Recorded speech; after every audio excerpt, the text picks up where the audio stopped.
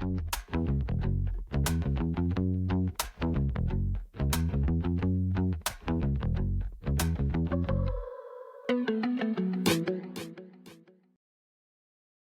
my name is David Oles, and I'm your co-host for Mississippi Happenings podcast. Joining me each week is my friend and co-host, Mr. Jim Newman. Jim, hello. How are you? Oh, if I were any better, I'd be twins. Ah, of course. Of course. As you know, each week we discuss the kitchen table issues that all of us face in Mississippi. Not only do we discuss those issues and offer information from experts in the field and solutions or plans of actions. This week, we are again going to talk about public education in Mississippi. Our guest this week is Nancy Loome. She is the executive director of Mississippi Parents Campaign. She has held this position for the past 19 years, and it is the mission of the Mississippi Parents Campaign to ensure that public education parents, educators, and supporters have a voice in the legislative and policy decisions that affect our children's education, and a means by which they can hold legislators and policymakers accountable. Nancy, it's good to see you again. Thank you. It's great to be with you. Nancy was here with us back in February, and we had a good discussion. Yes, about funding, about school choice vouchers. And having said that, Jim, I will turn it over to you. Well, thank you. Nancy, let's just start off. Why are public taxpayer monies going to private schools? Well, they shouldn't be. And our Constitution says that they shouldn't be. There's a provision in our Constitution that says that no public funds should go to a school that is not a free school. Any school that charges tuition should not be eligible to receive public funds. But there is a push from this voucher lobby from folks. Most of it's coming from out of state, from folks that want to, for a variety of reasons, want to shift public funds away from public schools and into private schools. And there are different reasons that people have for wanting this. For example, one of the biggest advocates for school choice at the national level is Betsy DeVos. She was the education secretary in President Trump's first term. And her particular angle on this is a little unique. She believes strongly that all of our schools should be proselytizing. She believes that all of our schools should be, in essence, indoctrinating children into Christianity. And so she wants to see public funds going to private schools that profess Christianity, teach Christianity. So that's her angle. I don't guess it dawns on her that that means that there also would be public funds going to other religions that also would be proselytizing and indoctrinating children in religions that are not Christianity. Then there are other organizations. For example, Americans for Prosperity is one of the national groups that pushes school choice. Their angle, that is a libertarian organization. And they really don't believe that government should be involved in education generally. So they in essence believe that we should just give parents back the tax dollars that go to education and let them spend those funds however they want to, rather than having any schools that are run by a state or regulated by the state. And then there's some folks, there are a few folks who just have their children in private schools and would like for someone else to pay for it. So there are different reasons, but overwhelmingly, the clear majority of people, not only in Mississippi, but across the country, oppose that. They disagree with those positions. Overwhelmingly, people believe that public funds should be reserved for public schools that are held to certain academic standards and that are accountable to taxpayers for the way that the success that they have in moving children toward those standards.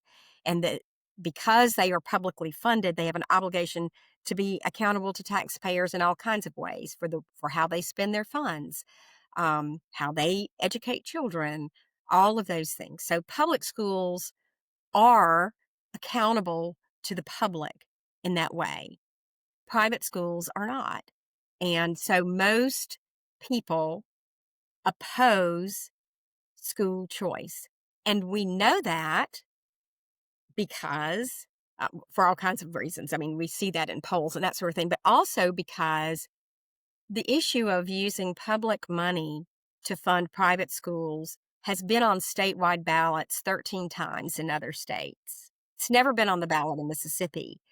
But over the years, it's been on the statewide ballot 13 times in other states.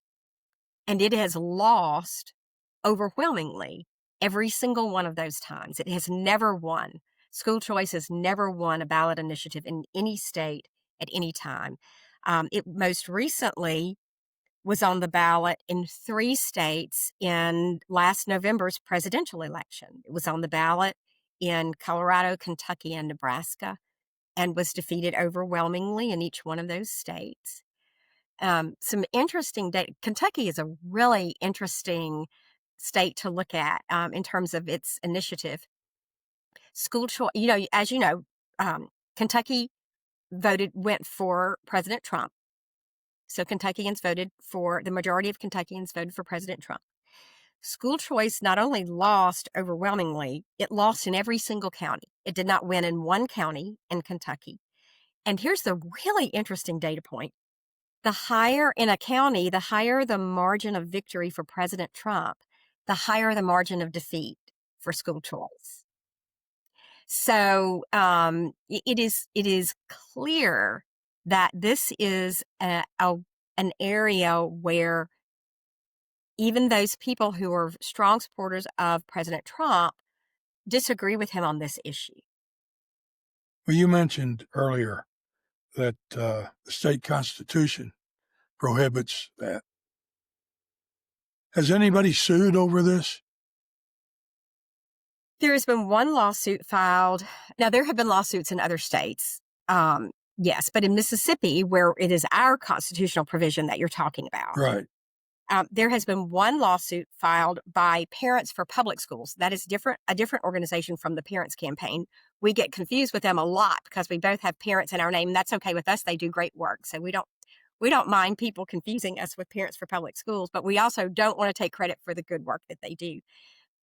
Parents for Public Schools filed a lawsuit a couple of years ago over an appropriation of federal pandemic funds that were sent to Mississippi, and then the legislature appropriated those funds for different purposes. And one of those purposes was a $10 million appropriation for infrastructure improvements in private schools. So those funds were not to go to any public school. It was $10 million designated for private schools and specifically for infrastructure, which is interesting because the state of Mississippi doesn't provide facilities funding, infrastructure funding for public schools. So Parents for Public Schools sued over that appropriation, and Parents for Public Schools won in the lower courts. The lower courts ruled in favor of the plaintiffs, Parents for Public Schools, that the Constitution says there shall not be any appropriation to a school that is not free. The state of Mississippi, which was the defense, appealed that to the Supreme Court, the state Supreme Court. And interestingly, the state Supreme Court, rather than ruling on the merits of the case, which were clear, I mean, the Constitution is perfectly clear about that. The state Supreme Court ruled that Parents for Public Schools which is, of course, made up of parents who have children in public schools. The Supreme Court ruled that they Didn't did have not have standing to right. sue Yeah. because they were not there was no negative impact to them, um, due to that appropriation, which, of course, if you're talking about ruling on the constitutionality of this constitutional provision that says funding cannot go to a private school, if public school parents don't have standing to sue, I'm not sure who in Mississippi does have standing to sue. But that was the ruling, and so the case was thrown out and not decided. Well, it seems like you need to get 3 or 4 parents who have children in public school to do the lawsuit because they will have standing. Well, that is who sued. That's who testified. That's who was testifying, but were parents who had their children in public school. was it the parents' organization? The parents' organization brought the lawsuit. There Well, were that's the parents problem. who were testifying. Well, that's the problem. You need the parents of children to have standing because they will be the ones most affected by the loss of public funds, and that happens all around. Courts dismiss lawsuits because people don't have standing because they're not directly affected. So you got to have parents that have children, and they're the ones that have to file the lawsuits. Mr. and Mrs. Jane Doe and Betty Doe, or whatever the names are, to bring anything that's going to stand up in court. Perhaps that was the mistake. I suspect that was the mistake. I'm really interested in what you have to say about the special committee that Jed White has appointed to look into education, healthcare, and a couple of other things. Are they having any public hearings? And if they are, they're certainly not letting us know about them. So they are having committee meetings where they have invited speakers testifying. I don't think that they are opening it up as a hearing for public comment. The first meeting was held about a month ago and had only, they had 2 representatives from Washington, D.C., that came, that they said were experts in school choice, who came to present the pro-school choice side of the issue. So there was no one allowed to speak at that first meeting who was opposed to school choice. But the room was filled with people who were opposed to school choice. They are having the second meeting next week on Thursday, the 25th at 10 a.m. Last I checked, it was not on the legislative website, but I checked in with the chairman and he confirmed for me that that is the time and date of the meeting. It's going to be held at the Capitol in room 113. We would encourage folks to come to that meeting, again at 10 a.m. And they have said that they will have speakers representing public schools and folks who don't agree, people who support our Constitution that says that no public funds should go to private schools. Will you be able to speak?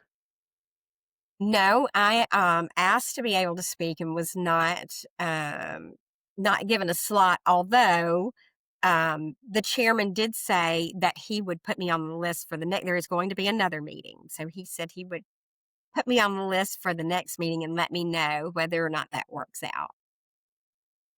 Who is on the list? I don't know. You don't know. I haven't seen the agenda. I have not seen the agenda. There was a very interesting article in Mississippi Today from March the 9th, and it talks about Representative Trey Lamar, who's out of Senatobia, and he is the chair of the House Ways and Means Committee. And it's very interesting that, of course, he's out of Senatobia, and Senatobia is the home of Magnolia Heights, the private school, and Magnolia Heights received $386,500 through a program last year. That's a big chunk of change. Was that government money or federal government or state government? I'm trying to find out.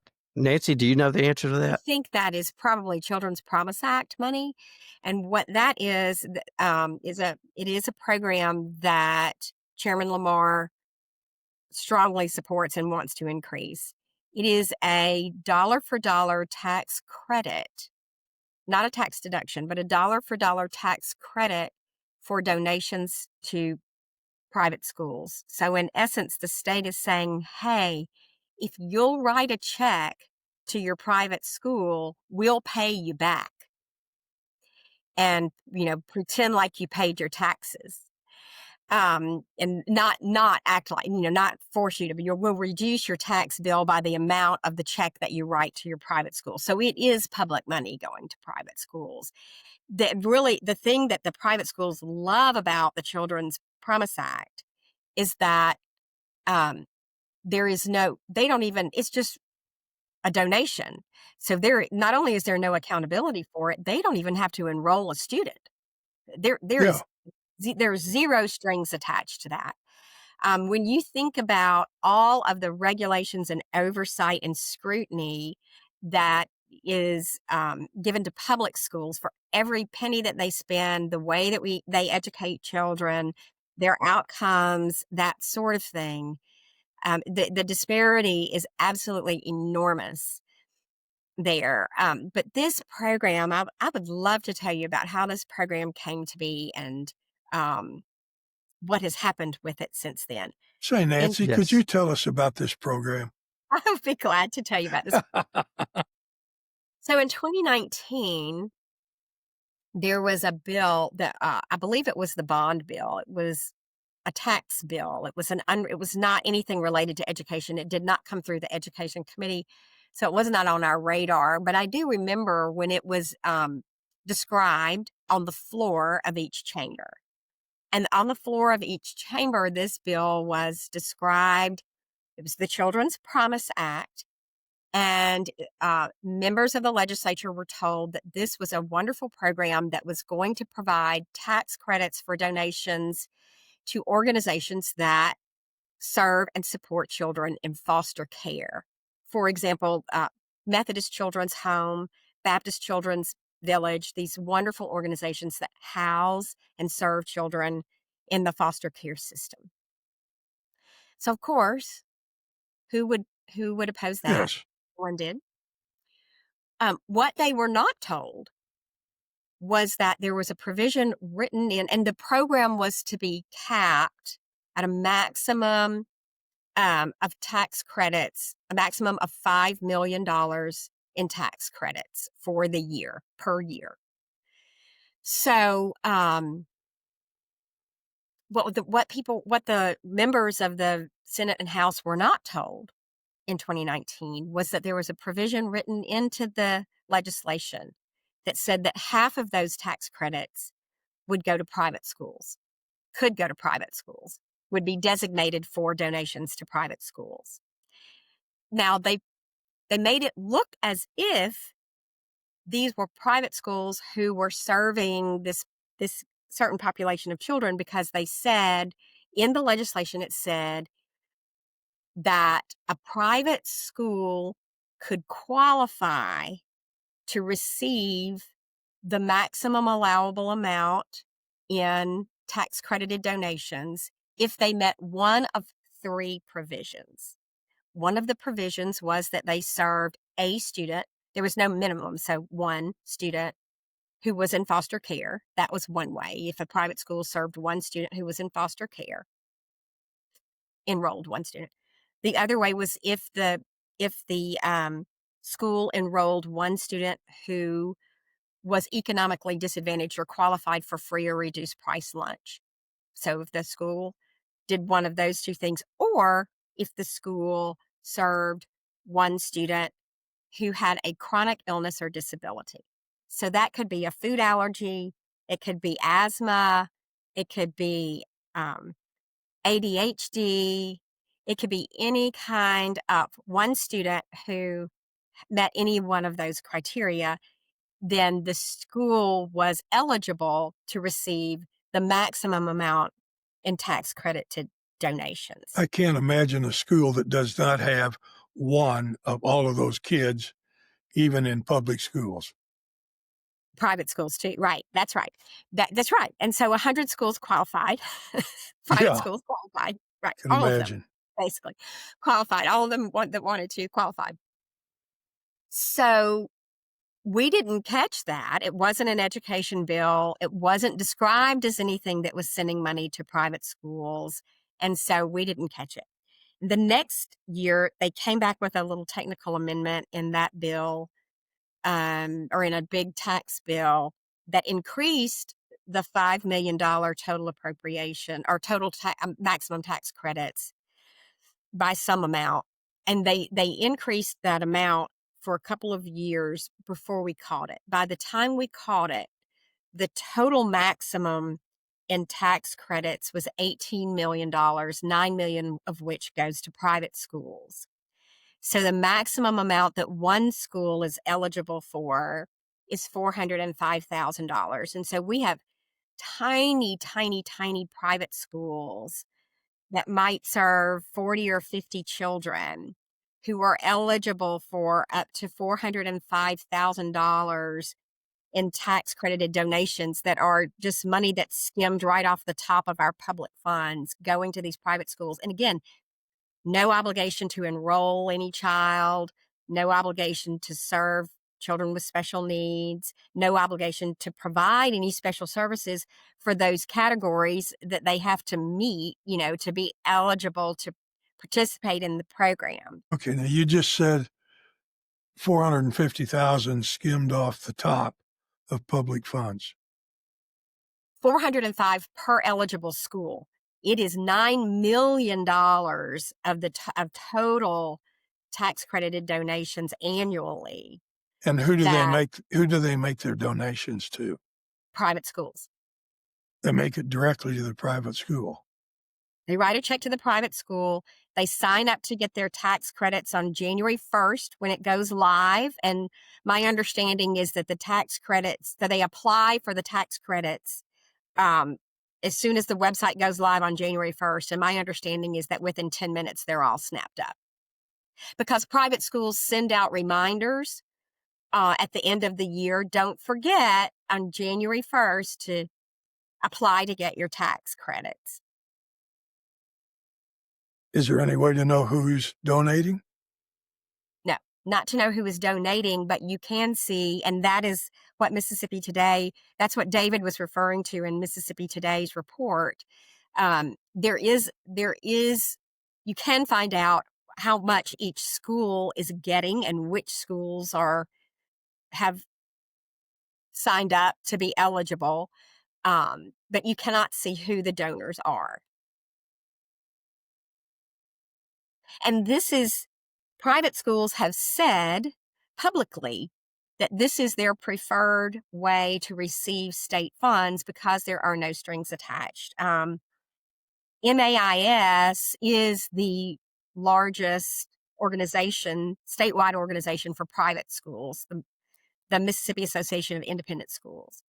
And on their year-end report, they had a page advising their people that they should not support vouchers because they were concerned that there might be some accountability that would come with a voucher for tuition. And that it actually says on that page to beware, that their folks should beware, because the school choice movement, the voucher movement, is really about equity and inclusion, and that they should oppose that. And instead, they should push for tax credits for donations to private schools. How many of these schools are we talking about? Last I looked, there were about 100 that had signed up to receive the tax credit. Now there are probably a couple hundred private schools in Mississippi. Really? Well, yes. Some of them are tiny. I mean, you're talking about now there's this national push for what they call micro schools, which are just groups of parents that are really homeschooling their children that get together and kind of share that responsibility for homeschooling their kids. And so these micro schools might have 10 kids in them. So you're talking, I mean, when you start looking at schools that are that small and serving that few students, that adds a lot of schools. Let me ask you Just something. You may not know the answer, and that's all right. Given the vaccination situation, will private schools or are private schools required to follow the same vaccination laws as public schools? No, a lot of them do require vaccinations, but they are not required to. Now, let me also remind you that there was uh, a ruling that that it was not legislation that was passed. It was a court ruling. There was a lawsuit alleging that Mississippians should be allowed a religious exemption it was a violation of their Right. rights not to allow a religious exemption. So there had always been a medical exemption. If there was a medical reason that your child should not take a vaccination, that has always been allowed for your child to attend public schools with a medical exemption for vaccinations. But this was a lawsuit alleging that it was a violation of religious rights to force children to be vaccinated to attend public schools, that they should have a religious exemption. When that lawsuit was filed against the state, our Attorney General Fitch, agreed with the plaintiffs. Instead of defending our state laws, she agreed with them. And so that was that. And so that was the ruling of the courts. It's like, okay, both sides agree. And so now, without having legislation that passed our legislature, Mississippi has a religious exemption for vaccinations, which means that a parent can just say, my religion, my personal religion, my religious beliefs are that my child should not be vaccinated. And There's not a list of approved religions. nope, you can have your own religion. the religion of Jim Newman. That's right.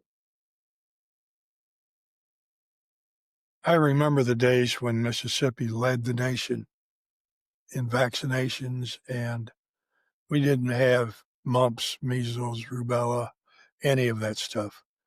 We just didn't have it. And we were the best state in the country. And we're not going to be. We are seeing our vaccination rates decline. Yep. The public But other school, states are too. yeah. They're probably not going to require all of the vaccinations that public schools do.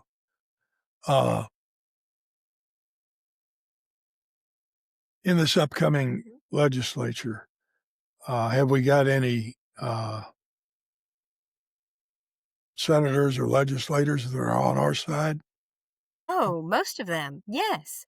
Yes. Well, then how does this keep going on? Well, our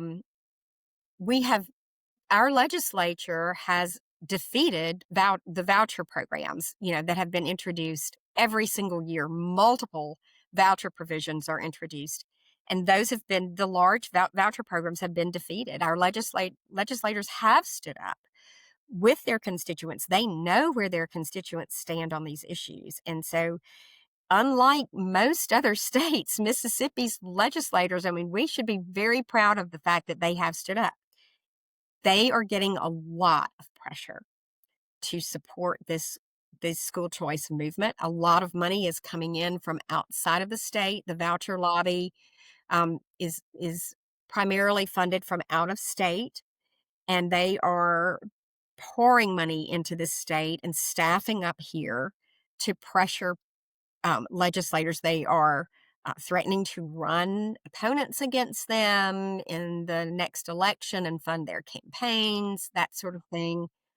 So that's why it is so important for us, for public school supporters, to support our legislators who are standing with us. And this is on both sides of the aisle. We wouldn't be winning this in Mississippi if we didn't have legislators on both sides of the aisle standing with us. And part of our job at the Parents Campaign is to let constituents know who these legislators are who are standing with their constituents so that they can support them, continue to reach out to them, ask. We want our moms and dads reaching out to their legislators saying, how can I help you? I want to thank you for supporting us, and we are standing with you. We want you to know how grateful we are for your votes against these voucher provisions, against school choice. We are standing with you. We will continue to stand with you. Please continue to stand with us. It's very, very important. And we actually have, the Parents Campaign has organizations in other states coming to us saying, how in the world are you doing this?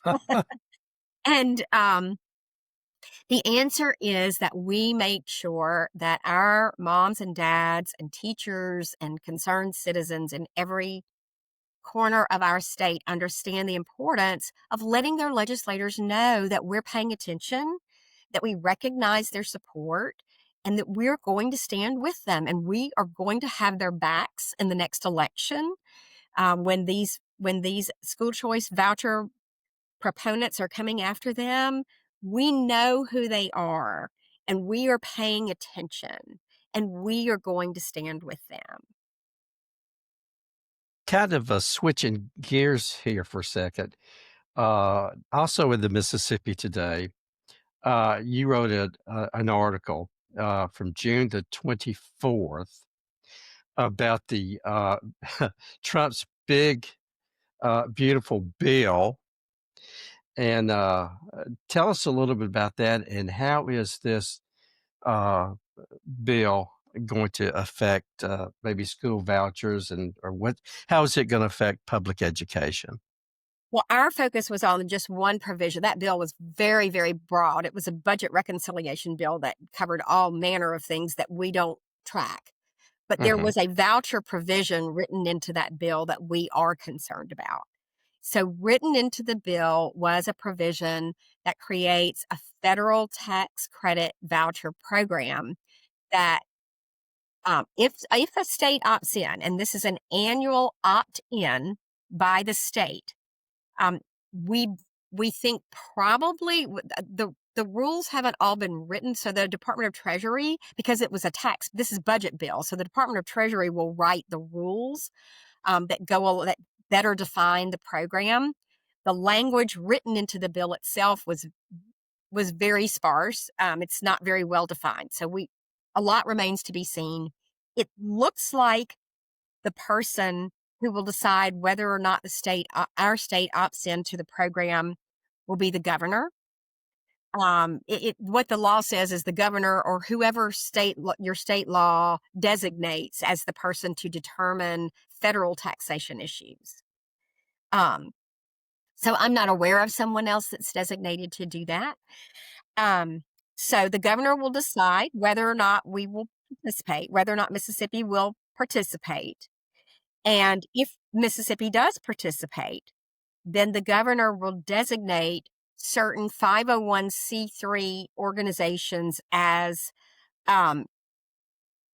scholarship granting organizations, SGOs.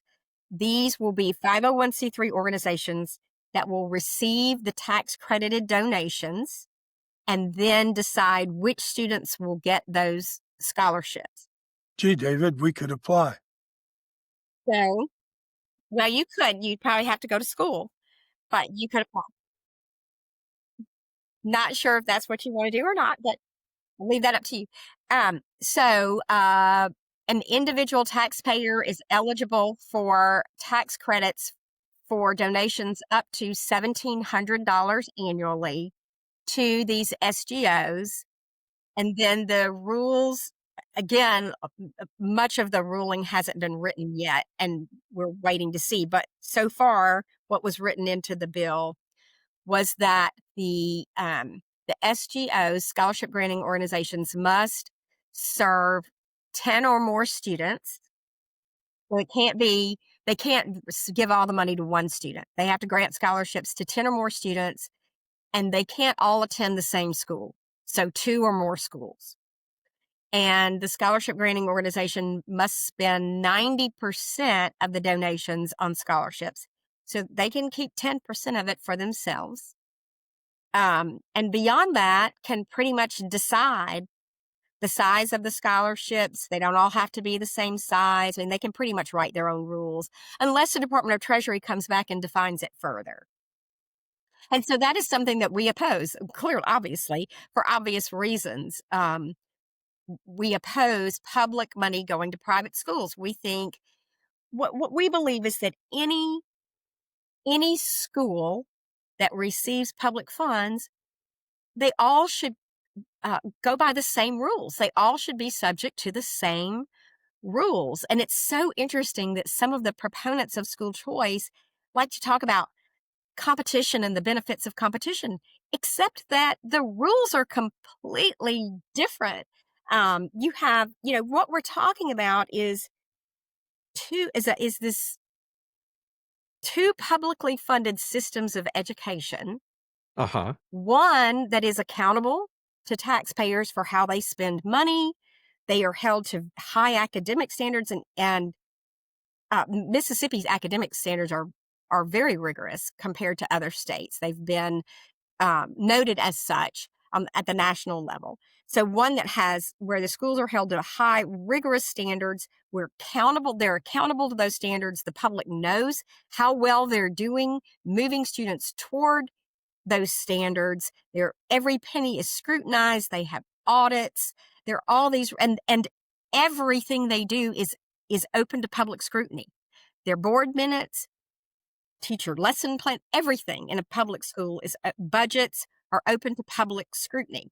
And then you have this other publicly funded group of schools that have no rules at all. They can, and the public schools, of course, are open to every single child that lives within the district. They do not get to pick and choose their students. They're open to all children. And for the children they serve who have special needs, federal law requires that any accommodation that the student qualifies for must be provided by the public school. And remember that our Constitution says that they cannot charge tuition. They must be free.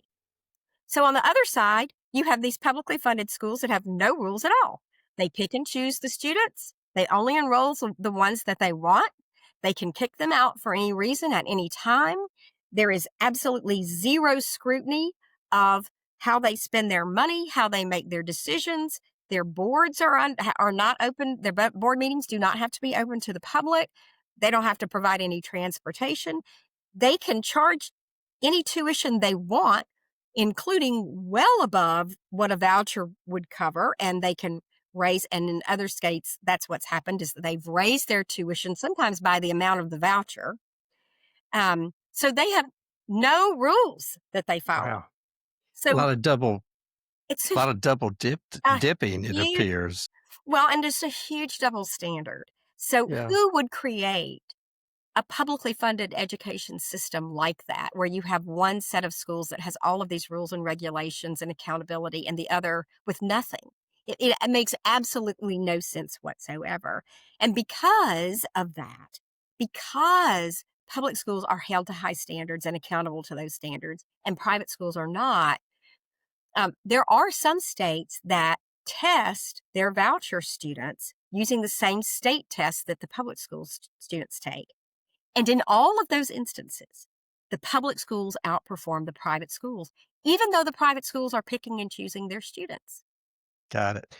What are the things that you and I know in the last conversation we had back in February, you are a big proponent, and you love to talk about the success in public education in Mississippi. Uh, Tell us about what's. I think Mississippi had some gains recently, didn't we? We are so proud of our public schools. And this is on national tests where we have apples to apples comparisons with all states Uh huh. and Department of Defense schools. When those tests were first given back in 1992, Mississippi was so far behind, way back in last place. If you look at that trajectory, every year since then, we've been closing that gap. So, a lot of people want you to believe that all of the progress has been made um, just in the last decade or so. And that's simply not true. We've been closing that gap for a long time. It took a long time for us to catch next to last. I mean, we were way back. But in the so our students are tested on these national tests in reading and math in grades 4 and 8, fourth grade and eighth grade. And and it's every other year that the test is given. So most recently, the test was given in 2024. And our average test scores in Mississippi in fourth grade reading are now ninth in the country. And that includes Department of Defense schools. And so if you only look at states, we're eighth in the country. There are only 7 states that have a higher average test scores than we do in fourth grade reading. We are 16th in math, in fourth grade math. So again, Department of Defense is one of those. If you look at only states, we're 15th. So only 14 states score higher than we do in math. We're so proud of that. Our teachers and students are doing such a good job. And again, they've been closing that gap for a really long time. And it's another reason that folks all across Mississippi are so proud of, they love their public schools. And as y'all know, our public schools are the cornerstones of our communities. There is absolutely no exception in Mississippi to the fact that where we have strong, thriving communities, we have strong, thriving public schools. And where we have struggling public schools, we have struggling communities. And so our city leaders have recognized this. They understand the threat, that this school choice threat is not just to their public schools, it's to their cities. It's to their whole communities. And that is why, I don't know if you all have heard this news, but we now have city municipal boards that are weighing in on this issue and adopting resolutions opposing school choice. Wow, So that's these great. resolutions have now passed in 3 municipal boards unanimously. Um, Clinton, Pearl, and Florence have now Uh-huh. passed resolutions opposing school choice and urging their delegations, the state legislature, and Governor Reeves to oppose school choice and to invest in public schools. Well, let me ask you, since they're doing that, excuse me, are the rural communities, and I mean the really rural communities, are they getting enough funding to be included in this number 9 in reading and number 14? And are they in that, or are they struggling still? Because I've been to some of the schools in southern Lee County, and their facilities need lots and lots of money. That's a wonderful point. And yes, and there's some very interesting national research recently that shows how important facilities are to student achievement. That, if you've got rain pouring in your roof and your heat and air don't work and your bathrooms don't work, it's Right? very hard for children to learn. It And is. so this is a huge issue. And I'm glad that you bring this up, Jim, because um, the state of Mississippi does not provide any state funding for facilities. That is left to the local taxpayers. So local taxpayers have to pass bond issues to repair or renovate or build new facilities. And that is why you see such terrible discrepancies across the state in the quality of facilities. Um, I personally believe that it is an issue that the legislature needs to address if they want to make sure that every Mississippi child has an equal opportunity to get a terrific education. Our schools, even those rural schools, are truly doing a very, very good job. They have improved dramatically over the years. Um, we now only have, I believe it's 3 school districts that are rated F out of 140. Um, and so our school districts have really come a long way and are doing very well. But this facilities issue is a big one, and it makes a big difference. Our our funding per student that districts get, our school funding formula is a very equitable formula, and it does account for the circumstances and needs of students in individual school districts. For example, districts with high poverty rates get additional funding for that because we know that children who grow up in homes that don't have a lot of resources to provide them in terms of print materials or maybe a high quality pre-K education and that sort of thing start out behind and need some additional help in school to catch up and level the playing field. Children with special needs need additional funding. Um, there are lots of different reasons why children who don't speak English and need help learning our language so that they can learn well. School districts need extra resources to provide that level of education for those children. And our funding formula does a good job of providing for those individual needs, but we do not do a good job on the facilities front. And as you say, the discrepancy is very real, and it's disappointing that we would be okay with Mississippi children going to school in facilities where the heat and air units don't work, or the bathrooms aren't operational, or the roof leaks. I mean, that's third world stuff, and we should not be okay with that. Yeah, I've been in a classroom where it was raining and there were buckets to catch the water, and the bathroom facilities were rusted and uh, Right. kids That's not don't get fair. good educations. They get the attitude that nobody cares. It's a terrible message to send our children. It Of really course it is. is. And those communities want to provide for their children, but we have places in Mississippi where a mill just doesn't produce enough. It doesn't they could pass a bond issue, and it would never raise enough money to provide the kind of maintenance that they need on their facilities, or certainly not build a new facility. So I think in those cases the state should step in and help. Yeah, we've got so many small towns that do not have a big enough tax base that they need extra help. And it seems to me that the state does not make any exceptions for those particular cases. But they need to, because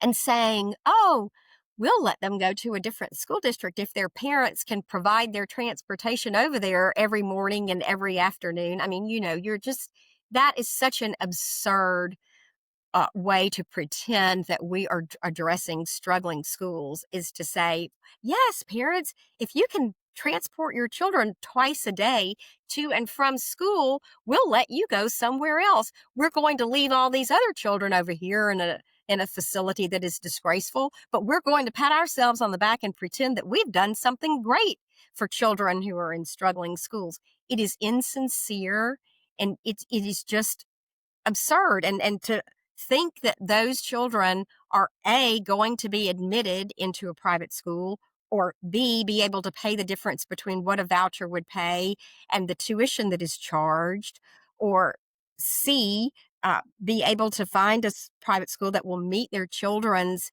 special needs or the needs that they have for intervention or whatever it is.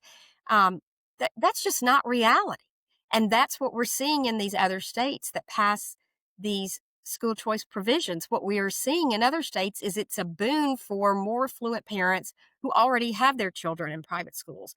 In states that pass these voucher programs, overwhelmingly, the vouchers are going to families where, whose children already were enrolled in the private schools before the voucher law passed. So the state is just writing a check to pay the tuition of kids who were already in private schools and whose parents already had the means to pay for that private school. The state sees no benefit at all. There's no change. They're just writing a check to pay the tuition of a child who was already attending private school.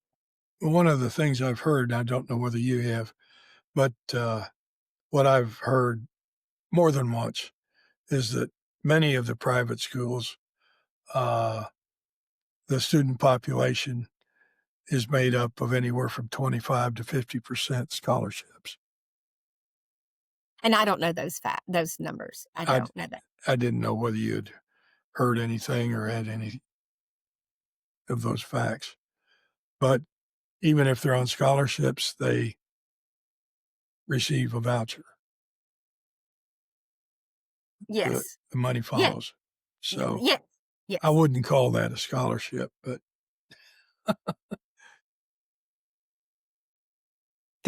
Nancy, the last time you were here, we also talked about the Tim Tebow Act allowing homeschool students to participate in extracurricular activities and sports.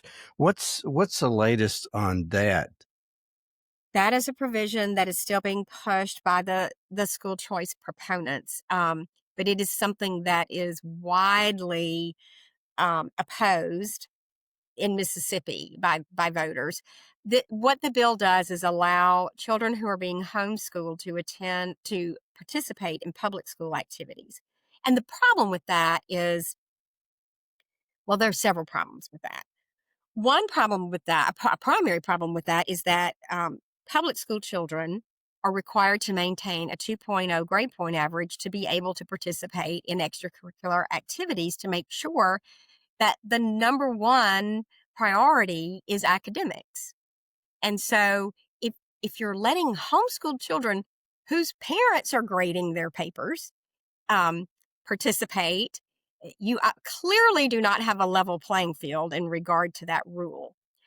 The other thing is that for coaches, there can be an issue where, if this is a child who is enrolled in your school, they're in school all day long, the parents, you have a relationship with their parents. It's just easier to have everybody kind of understanding the rules, understanding how your school operates, the expectations. We're talking about kids putting on a jersey and representing your school, but not wanting to participate in anything else that your school does, only the sport that he or she wants to play. And so it also just kind of creates some issues there for the coaches, with expectations and discipline and that sort of thing. But the other thing that is very worrisome to me particularly about that 2.0 grade point average requirement, is that it actually incentivizes struggling students to drop out of school.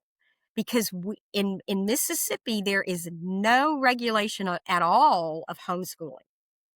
The only thing a parent has to do to homeschool a child is to fill out a few lines on a form at the Department of Education saying, I'm going to homeschool my child. There doesn't have to be any evidence at all there is any academic preparation taking place. None. They don't even have to pretend. They just fill out a form saying, I'm going to homeschool my child.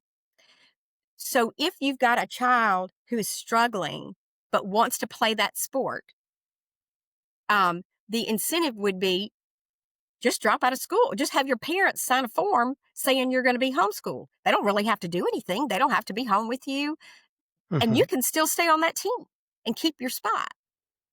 And so I worry about that because we hear from folks who deal with children who've been abandoned, who've children. Unfortunately, we do have situations in Mississippi where children don't get the care that they need at home. And I have heard from multiple people who are engaged with those children in a variety of ways that many of the children of the neglect cases that they see are children who have had parents fill out a form saying that they're being homeschooled, and those children are receiving no education whatsoever at home. Their parents are just tired of dealing with, maybe there's a discipline issue in the school or whatever that the parents are tired of dealing with. And so they just check their kids out and say, we're going to homeschool, but the kids are getting nothing. And as we see the homeschool numbers escalate, we're seeing more and more cases like that.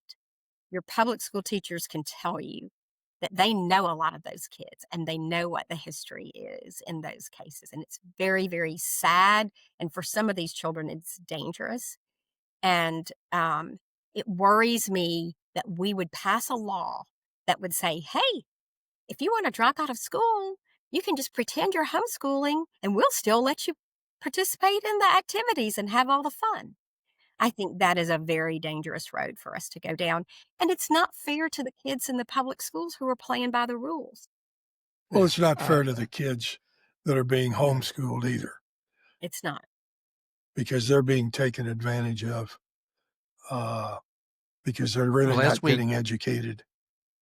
As we wrap it up, Nancy, it's been so good to see you again and to for you to come and share your information with us. What is let me start all over.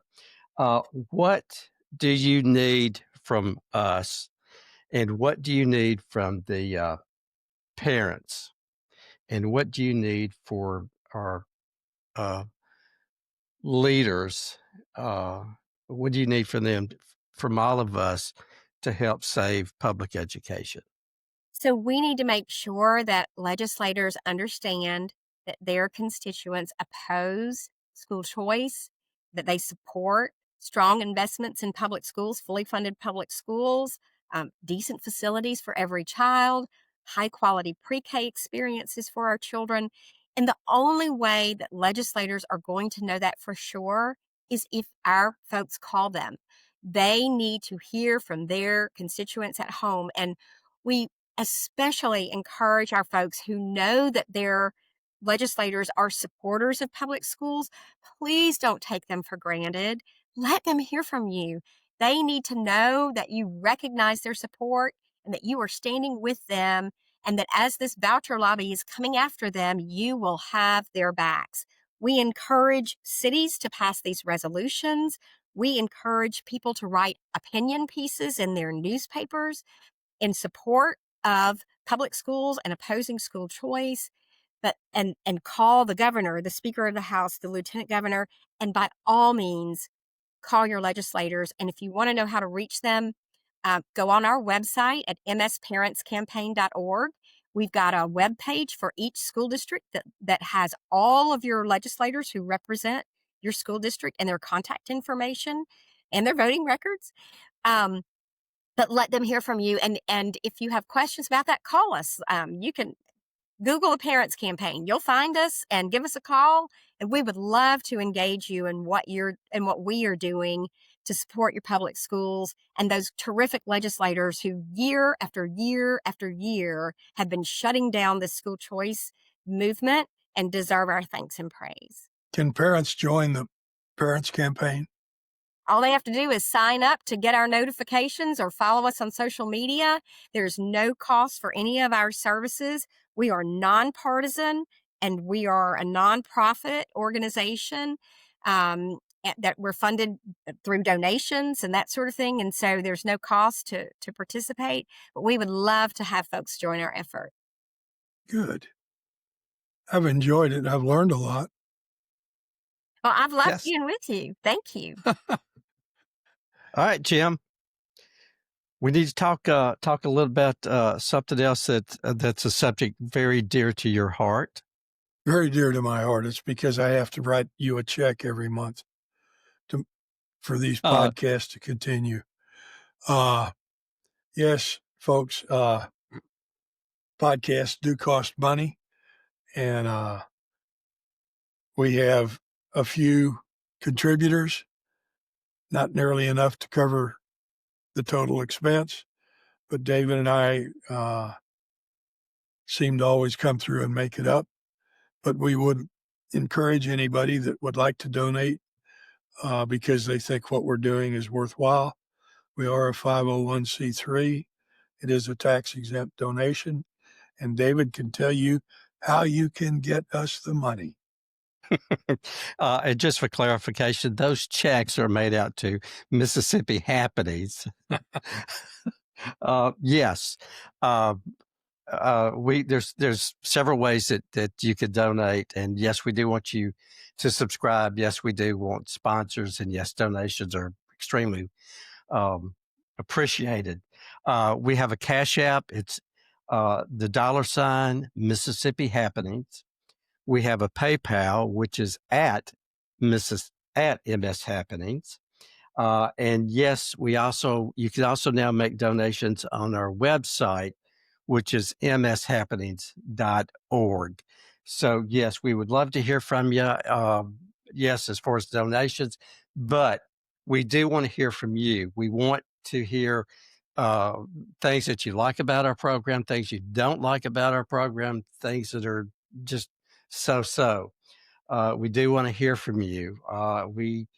The next, probably, I think the next episode, we are going to talk in depth with Kat O'Shea, and she's going to share with us Trump's big, beautiful bill, which we talked briefly today, but she's going to go and break it down for us as well. So thank you for listening. Thank you for being here. Thank you for watching. And as always, may we never become indifferent to the suffering of others. Thanks so much.